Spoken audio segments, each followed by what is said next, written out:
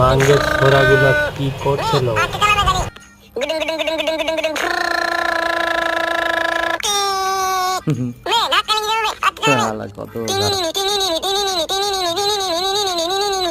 মাঙ্গের ছোড়াগুলো কি করছিল? ওদের কথা কান দিস না মা, এখন আমার কি হবে সেটা বল।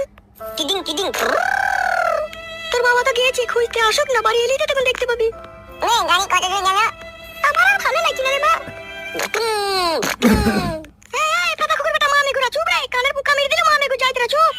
তুমি কথা বল না, আমি তো গাড়ি জানানি। চুপ ধোয়ানি কুকুর বেটা, এখন গাড়ি চালাইতে হবে না, চুপ করে বস।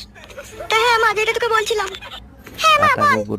আমি তোকে বারবার একটা কথা বলি, স্বামীকে নিজের বসে রাখবি, নিজের ছায়ার তলায় গিট মেরে রাখবি।